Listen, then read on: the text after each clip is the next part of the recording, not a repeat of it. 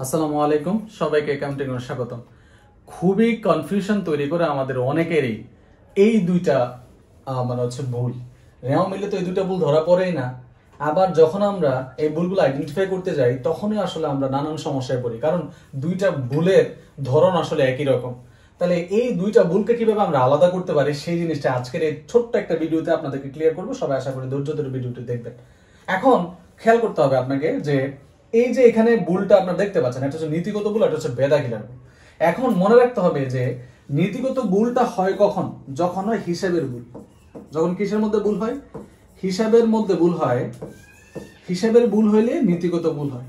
আবার ঝামেলা হচ্ছে কি, যখন আবার কি হয়, আবার যখন হিসাবের ভুল হয় তখন আবার বেদাখিলার ভুল হয়। তাহলে ঝামেলাটা কোন জায়গার মধ্যে গেল?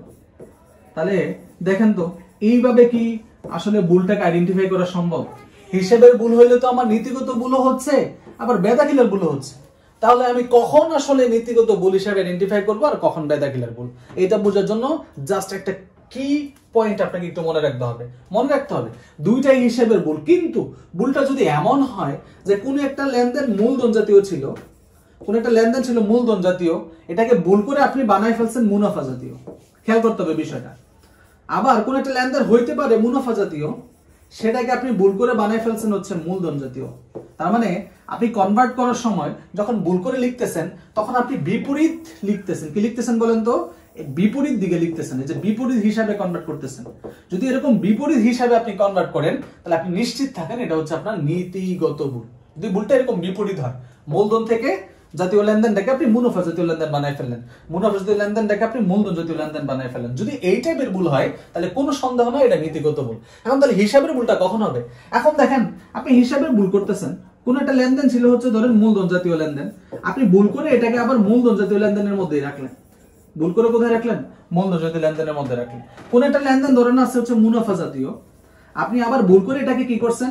মুনাফা জাতীয় লেনদেনই লিখছেন। তাহলে খেয়াল করেন তো এবার ভুলটা কি করতেছেন? এবার ভুলটা কিন্তু আপনি একই রকম করতেছেন। কি করতেছেন?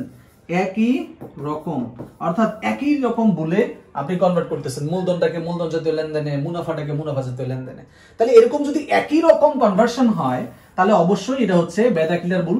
আর কনভার্সনটা যদি এমন হয় যে আপনি কি করতেছেন, মূলধনকে বানায় ফেলতেছেন মুনাফা, মুনাফাকে বানায় ফেলছেন মূলধন, তাহলে হয়ে যায় হচ্ছে নীতিগত ভুল। তাহলে একটা জিনিস কি ক্লিয়ার হইলেন? দুইটা কিন্তু হিসাবের ভুল, কিন্তু হিসাবের ভুলটা যদি একই রকম হয় বেদাখিলার ভুল, আর হচ্ছে উল্টা দিকে গেলে হবে নীতিগত ভুল। আমরা দুইটা যদি উদাহরণ দেখি আশা করি আমাদের একদম ক্লিয়ার হয়ে যাবে। প্রথমে বলা হয়েছে আসবাবপত্র ক্রয় করা হয়েছে 20,000 টাকা, লেখা হয়েছে ক্রয় হিসাবে। খেয়াল করতে হবে আপনি কি ক্রয় করছেন বলেন তো? আসবাবপত্র ক্রয় করছেন। তাহলে আসবাবপত্র যদি আপনি ক্রয় করে থাকেন, আপনি লিখতেছেন কোথায় বলেন তো? ক্রয় হিসাবে লিখে ফেলছেন। তাহলে আসবাবপত্র ক্রয় করলে আপনার লেখার কথা ছিল কোথায় বলেন তো? আসবাবপত্র হিসাবে লেখার কথা ছিল। যেহেতু আপনি আসবাবপত্র ক্রয় করছেন, এটা আপনার সম্পদ, তার মানে আসবাবপত্র হিসাবে আপনার লেখার কথা ছিল। কিন্তু আসবাবপত্র হিসাবে না লিখলে আপনি কোথায় লিখছেন বলেন তো? ক্রয় হিসাবে। তাহলে যদি একটু আসবাবপত্র ক্রয় এই লেনদেনটাকে আপনাকে আমি প্রশ্ন করি এটা কোন ধরনের লেনদেন, তাহলে আপনি অবশ্যই উত্তর করবেন এটা হচ্ছে মূলধন জাতীয় লেনদেন। এটা অবশ্যই মূলধন জাতীয় লেনদেন, তাই না? মূলধন জাতীয় ব্যয়। কিন্তু আপনি ক্রয় হিসাবে লিখছেন। আচ্ছা, আমরা ক্রয় হিসাবে কখন লিখি? যখন কোনো পণ্য ক্রয় করি, তাই কিনা? তার মানে এই যে পণ্য ক্রয় করে, এটা তো আমার কোন ধরনের লেনদেন বলেন তো? মুনাফা জাতীয় লেনদেন। তাহলে কোন একটা লেনদেন ছিল মূলধন জাতীয় লেনদেন, আপনি কিন্তু ভুল করে এটা মুনাফা জাতীয় লেনদেনে লিপিবদ্ধ করে ফেললেন, আসবাবপত্র না লিখে ক্রয় হিসাবে লিখে ফেললেন। তাহলে দেখেন তো কনভার্সনটা কি একই রকম নাকি বিপরীত? অবশ্যই বিপরীত কনভার্সন হয়েছে। আর বিপরীত কনভার্সন হলে কোন ধরনের ভুল হবে বলেন তো? নীতিগত ভুল হবে। কি ভুল হবে? নীতিগত ভুল হবে। পরের উদাহরণটা যদি খেয়াল করেন, এবার কি আসবাবপত্র ক্রয় 20,000 টাকা যন্ত্রপাতি হিসাবে লেখা হলো। তাহলে আপনারা অলরেডি জানেন আসবাবপত্রটা হচ্ছে আপনার মূলধন জাতীয় লেনদেন, কিন্তু আপনি ভুল করে কি করছেন? যন্ত্রপাতি হিসাবে লিখছেন। তাহলে যন্ত্রপাতিও তো আপনার সম্পদ, তাহলে এটাও তো একটা মূলধন জাতীয় লেনদেনের মধ্যে পড়ে কিনা বলেন তো? এটাও একটা মূলধন জাতীয় লেনদেন। তাহলে দেখেন তো আসবাবপত্র জায়গায় আপনি যন্ত্রপাতি লিখছেন, তাহলে অবশ্যই আপনি হিসাবের ভুল করছেন। কিন্তু হিসাবের ভুলটা কিভাবে করছেন? একটা মূলধন জাতীয় লেনদেনকে আপনি ভুল করে আবার মূলধন জাতীয় লেনদেনের মধ্যে লিখছেন। তাহলে ভুলটা কি হয়েছে বলেন তো? একই ধরনের ভুল হয়েছে। কি ধরনের ভুল হয়েছে? একই ধরনের ভুল। আর একই ধরনের ভুল হলে কি হয় বলেন তো? বেদাখিলার ভুল হয়।